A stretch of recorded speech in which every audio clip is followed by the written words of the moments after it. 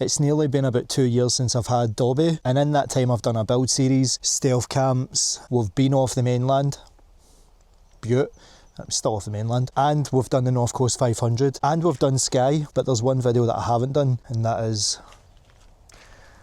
a van tour. So I'm going to just straight up apologise for the colour of Dobby.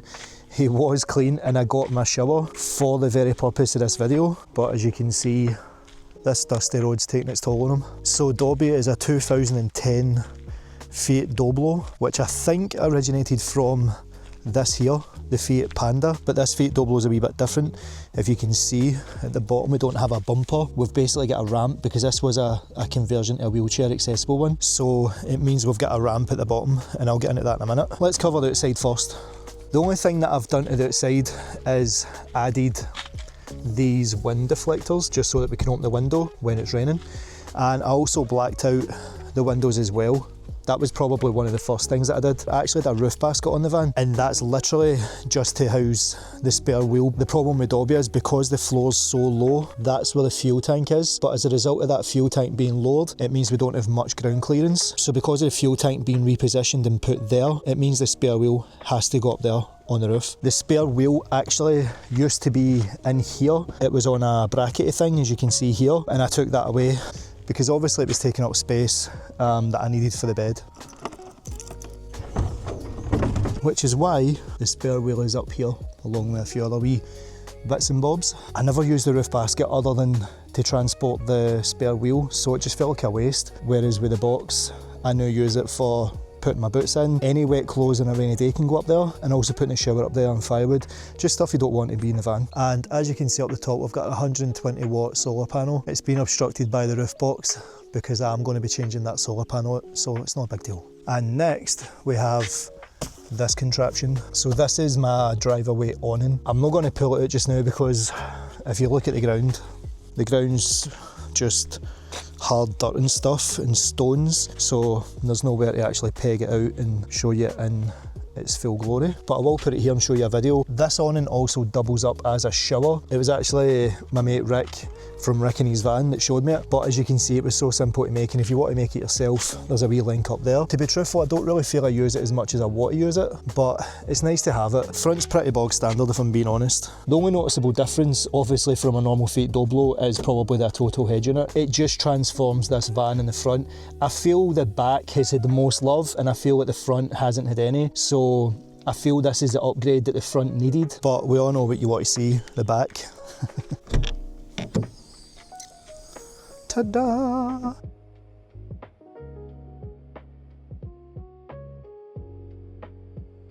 So as you can see with Dobby in the back has 360 windows all around, including the back window. Let's start with the lights. So we've got the LED rope lights, and I can control the colours and the speed and all that stuff on an app on my phone. And then we've got the spotlights, which go to this switch panel. As you can see, we'll just leave them on. So these window covers here are what I use to basically put up on the windows. And what I love about these window covers is you can have privacy for whatever side you want. So currently the van is facing the lock, so anybody walking by or driving by can't see in, but you can still have an amazing view. And again, from the back window as well. Let's talk about the power. Fun fact, when I first started with Dobby, I had a 250 watt hour EcoFlow River 2. It was brilliant, and it helped me learn how to manage small power in a small camper, and only using the power for what I needed to use it for, and using it for charging things like a laptop, phones and stuff. And when you're driving, you can obviously charge it, and as you've seen, I've also got solar on the roof. But the problem would arise when you want to go away for longer and there's no sun, it's raining, basically you would need to drive, so you would need to leave the park up that you're at just to get some power into the EcoFlow. So initially I did have my eye on the EcoFlow Deltas, and then I saw the Bluetti AC 180 go on sale, so I bought that to basically power the electrics in here. And so from the 250 watt hours that I had with the EcoFlow, I was then going up to 1440, which was just a wee bit more than 3 times what I had. This is now what powers my camper van. This is basically the heart of the van now. So normally when you charge these units, you can charge them from your 12 volt socket in your car, but it's roughly about 100 watts, 120 watts. For a power station as big as that, it's just not enough, because if there's 1,440 watt hours in that, and it's only charging at 100 watts from your car, you would need to drive 14 hours just to charge this to full again. No too long after getting this, another sale came up at Blue 80 for the Charger 1 alternator charger that basically charges power stations up to 500 watts, so 5 times what you're getting for your car. So now this can be charged in 2 hours. It's actually tucked in behind there, but I'll leave a video here so that you can actually see it in the placement and stuff, but it's just tucked in behind the Blue 80. So if you remember this video here, Blue 80 reached out and asked me to review their hands-free backpack with another power station in it. Check this out. I've got the Blue 80 hands-free in that wee space there. So while that is under there, we can still access that one. But we're not done there. I've still got more power to show you. So I was also sponsored by Lead Time, and they sent me a 100 amp hour leisure battery. I've brought that as well to charge the hands-free, and that's in one of the storage bins under the bed. So as it stands in this tiny camper, we have 3,000 watt hours worth of power. So the reason why I'm doing this van tour video is because I am going to be changing the layout of the van because of all the upgrades that I've made to the van. They're not really efficiently using the space in the van, so you'll see what I mean as I show you the layout. Let's start with the bottom bit. So the ramp did extend all the way out, as you can see in this picture here. All I did was just cut it so that it was level with the back here. The width of it is actually here to here, and what I did was added this partition here for the bed and this partition here for the kitchen, my projector screen and my resistance band bar kind of thing. So that's the gym and the cinema, and then over here is my food storage, which can pack quite a lot, so you can be off grid for a good few days. So let's cover the kitchen area now. On the side you've got your fire blanket. This here is just basically so you can sit there, get some work done. And here we've got the drawer, which has got cutlery, some coffee, sugar, utensils, just a bog standard drawer.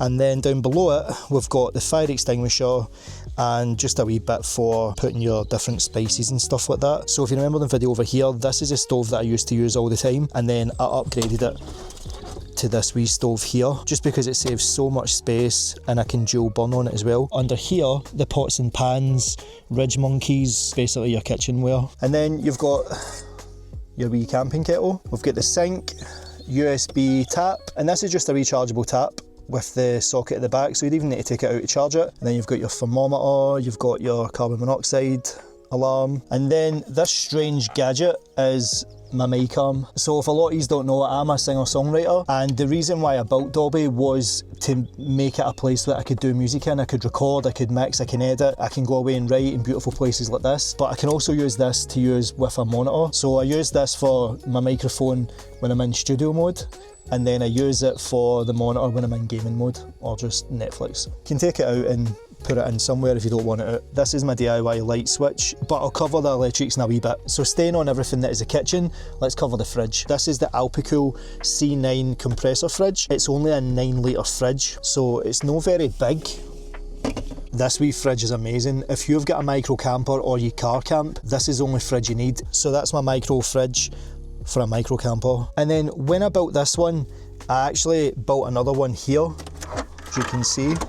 This one is what I primarily use to cook, so then when I'm cooking, you can just open the door and then have a lovely view while you're cooking. If I'm being honest, it is a bit of a faff, because as you see here, I've got the fridge up on the seat. Where the fridge is, I can't open this, so I need to pull the fridge away to open it. I maybe could chop it down a wee bit, but to me that's just like the ultimate set up for a camper. I do love this layout, but again, with the Blue 80, I'm not adequately using that space, so I'm going to need to redesign it. So that's the kitchen setup, but because I've got the fridge up here, I'll show you what's under the fridge, and I'll show you the water from the outside as well. So the water situation is in here.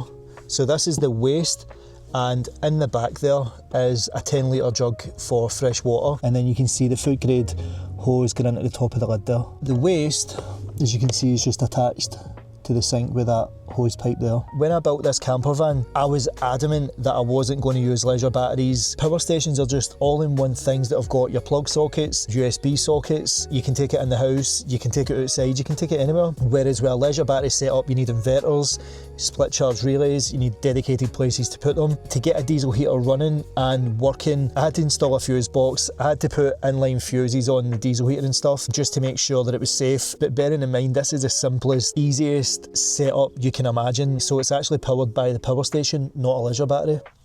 So the top is interior lights, middle is the fridge, and the bottom is the diesel heater. All the wires are just nicely hidden under here. I've got them then going all the way up to the switch panel there, and then back to the fuse box. And this black cable here and red cable here is just a 12 volt cable going to the power station, which then goes to the 12 volt socket, and it's got a inline fuse as well. So if anything did go wrong at the fuse box, there's also a fuse before the power station so it can cut it off just in case anything happens. Let me show you what's under this panel.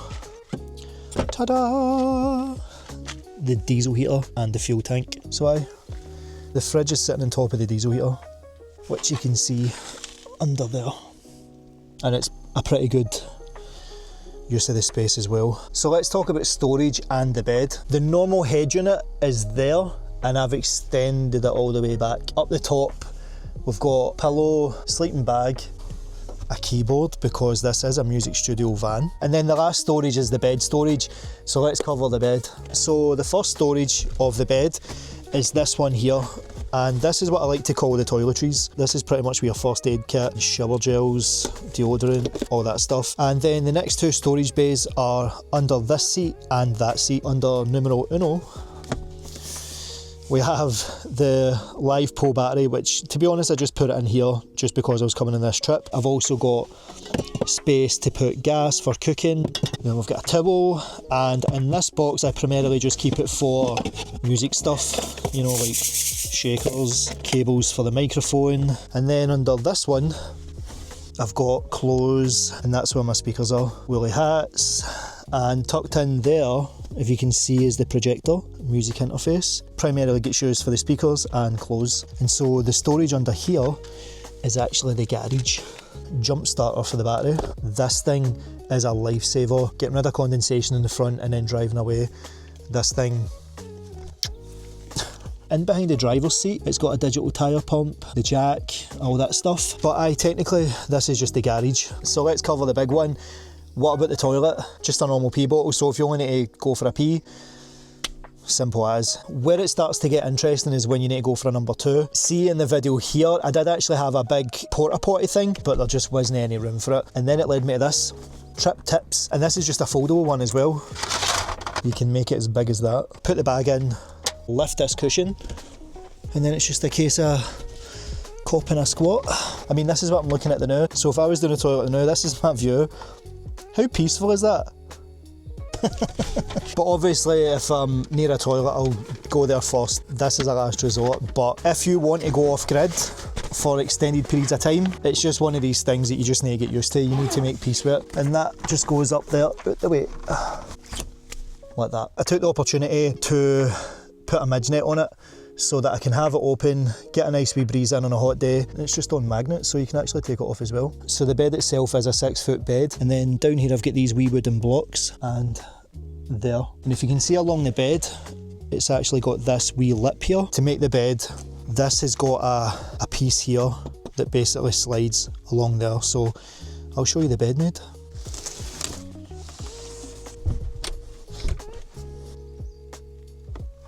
And that's it made. Then you've got a wee bit under there for shoes and stuff. But if you've got this up, you can still access the bluetti and stuff. But if you've been on the channel a while, you know that I don't set it up like that. Partly because it's just a pain in the arse trying to get it all set up. So I feel like the bed's going to get a bit of a remodel as well. And I don't like the fact that all the cushions are all separated. So I would say it's probably a cosy, just under a double, but a cosy single. Definitely enough room for two people. Look at that for a view. Looking at the back of a van. So guys, That's the van tour finished. That's my micro camper. I'm sorry it's took 2 years to get it done, but I've just been enjoying it, and I think that's what matters the most. So guys, if you want to see how I built this, I'll leave a link to it in the description, and it's a 30 episode build series covering every aspect of the build. So guys, if you want to enjoy the video, why not drop it a wee like and let me know in the comments, and if you haven't already, why not get subscribed and hit that bell notification so you're always notified when I release a new video. I will be remodelling Dobby, so if you want to see that new build series, make sure to get subscribed. So until the next one guys, peace.